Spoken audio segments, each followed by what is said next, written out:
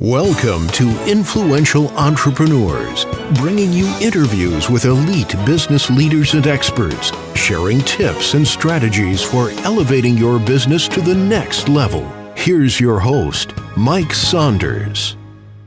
Hello and welcome to this episode of Influential Entrepreneurs. This is Mike Saunders with Marketing Huddle, and today we have with us Les Trachtman, who is the founder of the Trachtman Group. Welcome to the program, Les. Thanks, Mike. My pleasure. Hey, so give me a little bit of background on yourself, and what does the Trachtman Group focus on helping clients with? Sure. We're in the business of helping entrepreneurs scale their companies. That often involves working with founders and potentially founders' successors to help them get past the initial issues that come up when you start a company and realize that there are different issues that you have to deal with to scale a company.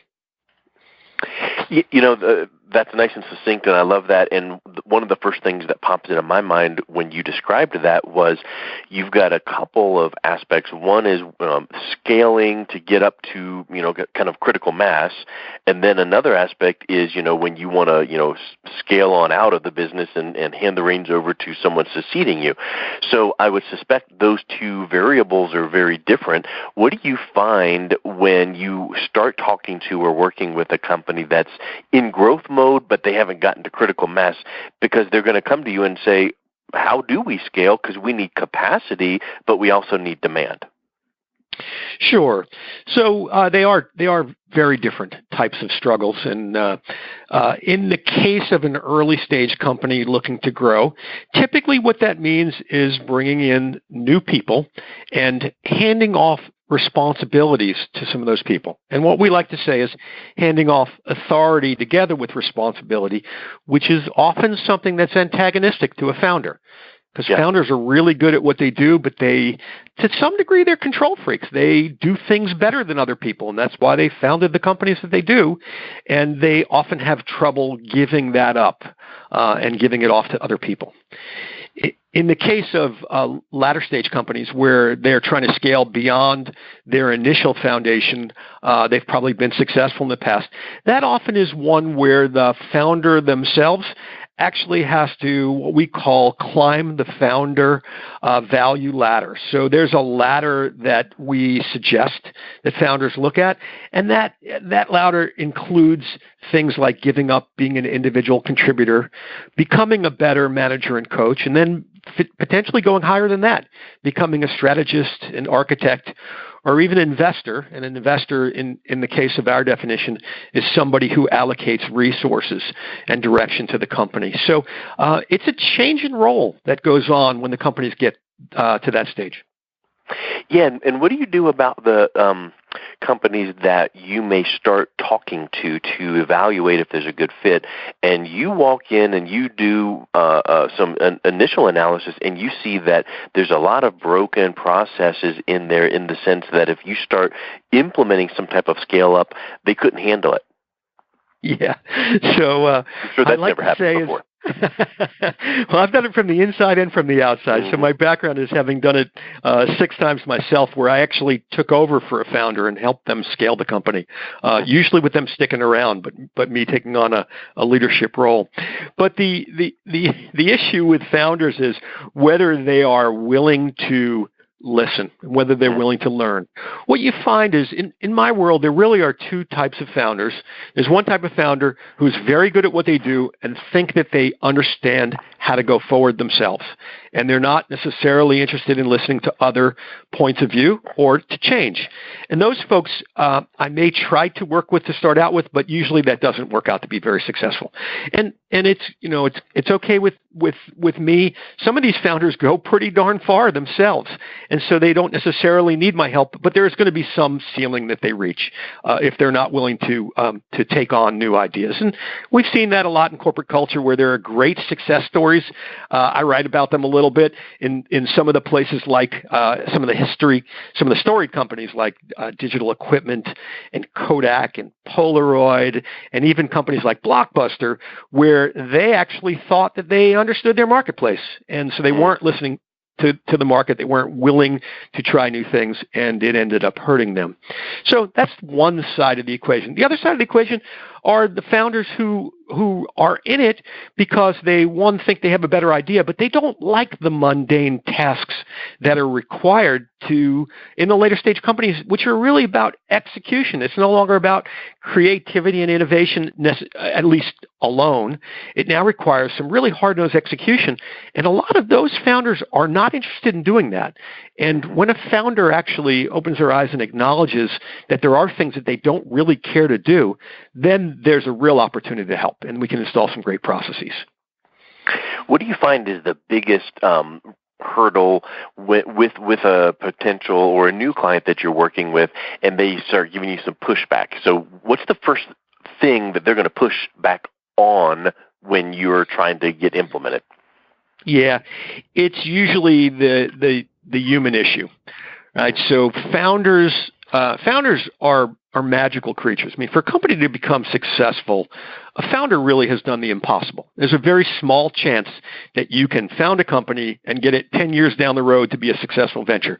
The percentages and the statistics are all against you. So these founders have done really special work, but they run into this, what I tend to call a loyalty issue. So early stage companies, they battle together in the trenches with their early stage executive teams. They're often family and friends that came to work with them because those are the people that are willing to not get paid a lot of money to get started and take risks and believe in the founder and all of those wonderful things that go along with it. But when you get to the next level, those people are often not the right people to scale. So mistaking loyalty for competence is one of those things that we try to work with our founders on. And I use the analogy of, we all remember the Hans Christian Andersen tale of the Emperor's New Clothes. A lot of times there are people on the executive team who are not willing to speak up and tell the emperor/founder that perhaps they're not wearing anything when they go outside, when they parade outside. So we need to help the founders understand that they need people who will tell them when they have a different opinion. We need people who will tell them when they have a better idea. We need people that will counter what the founder potentially wants to do, at least with good reason. And we need people who are willing to take some calculated risks as well. You know, one point you mentioned made me think of the phrase family business. And I teach marketing strategy for a few universities. In one or two of the classes, this comes up a whole lot in discussion board posts, which is, how do you deal with family business? Because it's a very different dynamic, because they're so familiar and familial, right? But all of a sudden now, well, that's the CEO's brother. We can't say that to him, and he might not be pulling his weight. So what do you do when you run into that? Yeah, actually, I sit on the board of a really great family company. The company's been in existence for almost 90 years, which is unique in and of itself. I think the percentages are way against that. But in the case of family businesses, what you really have to do is you have to get the family, and they're not always homogenous, so it's not easy to ask this question of the group. You may have to ask it of individuals, but you have to understand whether they are in it to, as we like to colloquially say, get rich, or are they in it for the money, or are they in it for the family legacy? And really, you have to make that seminal decision as to which direction you're going. Because if you're in it for the money, then you probably don't want to limit your management team to the gene pool of your family. It's maybe a great gene pool, but it's a limited gene pool. And so you have to make that decision. And if you make that decision, then you've got to be willing to bring in outsiders into your organization. And that's a really tough thing to do. In the particular company on which I sit on the board, we brought in an outsider. The company had been in business for 80 years at that time. We brought in an outsider. And for 9 years, we worked with that outsider and with the family to ensure that the transition to an outside CEO would work. And of course, we had to hire the right kind of person, so we had to hire a person who understood what it was like to work in a family business and all that. But I can tell you that was from both points of view, both from the CEO, the new CEO's point of view, and from the family's point of view, it was well worth the wait. The company has, in the last 5 years now, the company has tripled in size. The CEO is doing a great job. He feels to the family like he's a family member. And it's worked out really, really well. A lot of bumps and bruises along the way. Not everybody agreed all the time. But it's a tough process.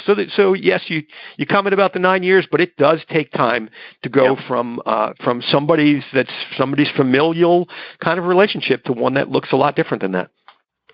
Yeah, that's a good point. And sometimes the obvious, easy-looking choice is not the best one.